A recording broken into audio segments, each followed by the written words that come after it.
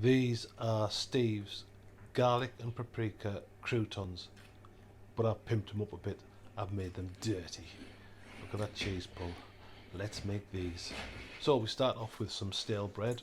Staler the better, it's a bit harder, and you rip them into chunks, as you can see here, like that.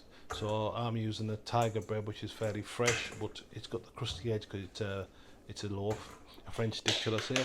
And once they're all in a bowl, lather it, and I mean put loads and loads of olive oil all over it.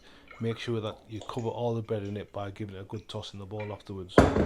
If you need more olive oil, put more olive oil in. Don't worry about it, olive oil is good stuff. Next, on top of that, we added paprika. I also added, as an extra, onion powder, and then also some garlic powder. Salt and pepper. Once they're all in the bowl together, again, give it a good toss.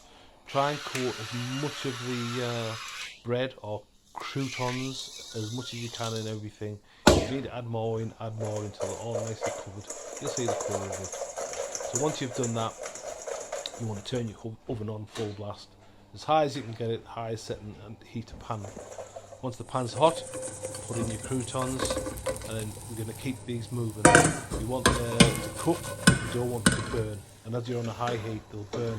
But these really get nice and crispy, and then if you want to, you can serve them like that. Use it in bread or with dips, or bread soup even.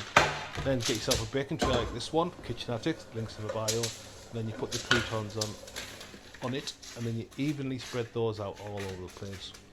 And then you get some cheese. I wish I'd used all mozzarella, but I decided to use this cheese mix. I thought it was just as good, but no, not as stringy. But anyway, sprinkle that all over it, put as much as you want on, or as little as you want on. I had some leftover red onions, sprinkle those all over the place as well.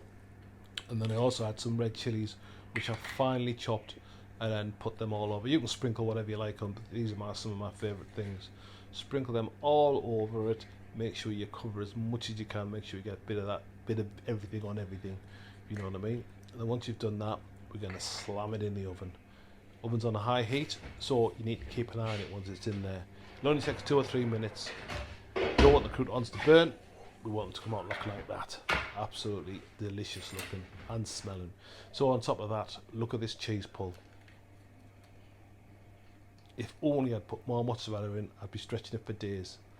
Anyway, get that in your gob. Serve them at parties or just when you feel like it.